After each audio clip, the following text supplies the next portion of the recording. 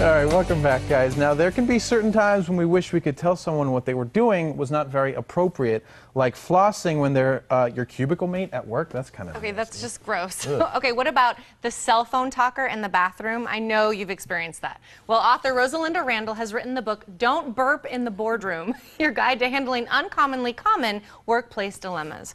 Rosalinda, thank you so much for being here this morning. Thank you. It's a pleasure to be in Arizona. Well, we definitely need some tips today because, listen, the people I work with. Oh, I'm just kidding. He's wonderful. burn. But first, let's talk a little bit briefly about you and what you do.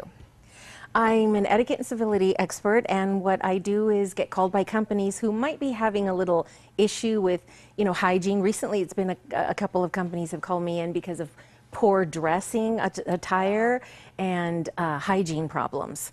So I go in and I cover all kinds of things, but kind of focus on that to support HR policies.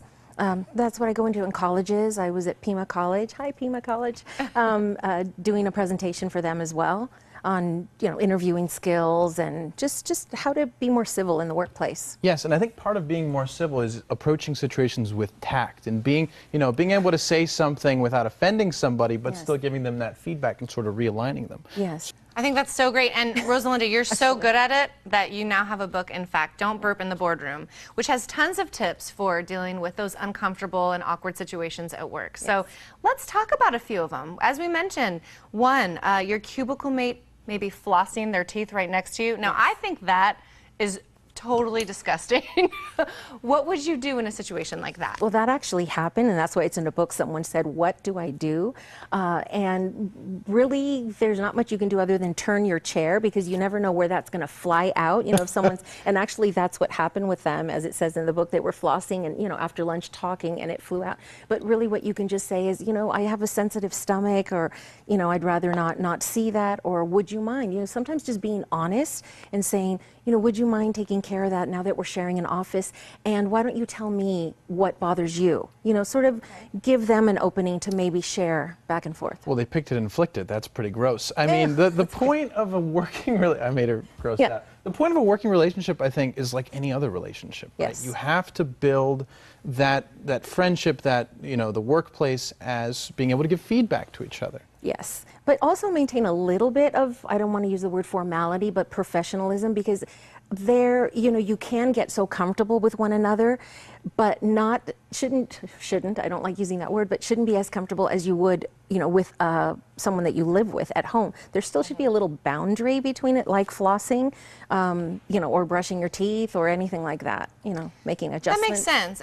And the same goes for the other person, is being kind of receptive to that, other people's feelings. Yes. And maybe not being so defensive, because I know that can oftentimes be a problem in the office.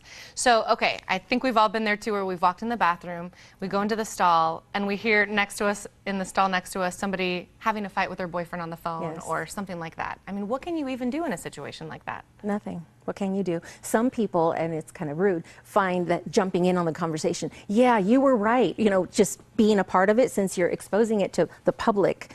Why can't I jump in on the conversation? But you wouldn't. You would just get in and get out and leave and just pretend you didn't hear anything. No. Not go out and spread the word. Okay. Guess what I heard? And I think one of the biggies is, what if you become attracted to somebody in the workplace? How do you even approach that? I mean, I would assume you just wouldn't do anything. I know Alex needs to know this, because, I mean, look at who he's working with. That's right. I'm working with some beautiful women. You never know. Yeah. Well, first check your HR manual. A lot of policies, state that you cannot enter in a romantic relationship, or once you do, that you should report it. You need to report it, especially if it's a subordinate and manager relationship. Sometimes those are forbidden. And the only thing about that, because you spend a lot of time in the workplace with someone, and that can happen, but just being aware of a few things, that you don't sit in your desk or at meetings sending love texts to each other and not paying attention to the presenter, little things like that you should watch out for. Right. It can't interfere with the everyday business. No, it shouldn't. And I was sitting last night reading your book, and I was drawn to it instantly, because it takes a very real approach to a lot of things that people may not think about every day. I found myself gauging things, do I do these things? Do I not do these things? Which ones can I do better? And I think that's the main point of the book, is to make us better people. Yes, and I also don't give you, hard rules. It's options because everyone's different. Every situation is different. And as you said, just being considerate and gauging the other person, your coworker. If you see them cringe, just be aware. I think really being aware of how something landed with someone, then that gives you the feedback that you need, and then just don't do it again.